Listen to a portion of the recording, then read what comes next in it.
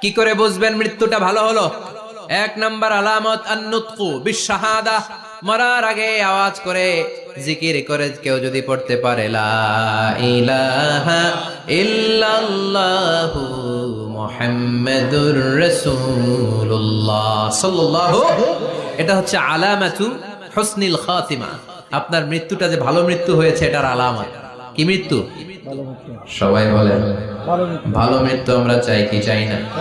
ভালো মৃত্যুর এক নাম্বার আলামত কালিমা পড়ে যদি মরতে পারে।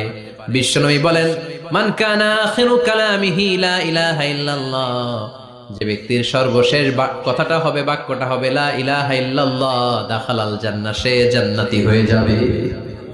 সুবহানাল্লাহ পড়ে। এরপরে বিশ্বনবী বললেন আল মুমিনু ইয়ামুতু বিজাবি ইরকিল জাবিন, মুমিন যখন মারা যায় তার কপাল ঘেমে যায়। সুবহানাল্লাহ পড়েন। হাত ঘামে না, পা ঘামে না, মুমিনের কপাল ঘামে। সুবহানাল্লাহ।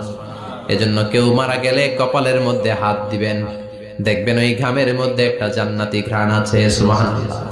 আল্লাহ, আমরা যখন মরে যাব আমাদের কপালটা যেন এরকম ঘেমে যায়। আমিন পড়েন আর জোরে আমিন।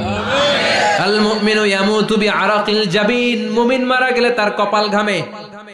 কপাল ঘামলে বুঝতে হবে এটা ভালো মৃত্যু, ঈমানি মৃত্যু। চিল্লায় বলেন ঠিক কি না?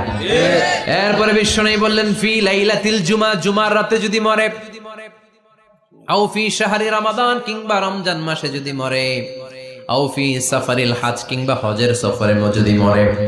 বাংলার জমিন থেকে অনেক হাজিরা হজ করতে যায়, অনেকে ওইখানে যে আরাফাতের ময়দানেও মারা যায়, এরকম হাজি আছে না?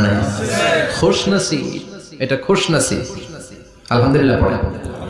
এরপরে বিশ্বনবী বললেন মাউতুশ শাহাদা, আল্লাহর রাস্তায় জিহাদ করে কালেমার বাণীকে উপরে তুলে ধরার জন্য কেউ যদি শাহাদাতের পেয়ালা পান করে, শাহাদাতের মৃত্যুর চাইতে ভালো মৃত্যু আর হতে পারে? শাহাদাতের মৃত্যুর চাইতে শ্রেষ্ঠ মৃত্যু আছে নাকি? কথা বলেন। আমরা শহীদ হতে চাই কি চাই না?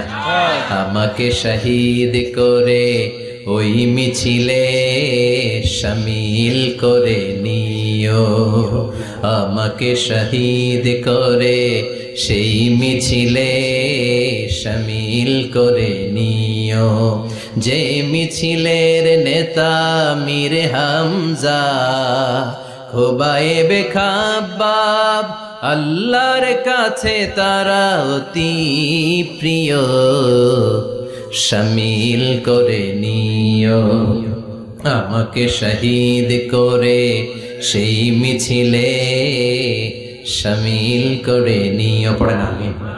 শাহাদাতের তামান্না যেই মুমিনের অন্তর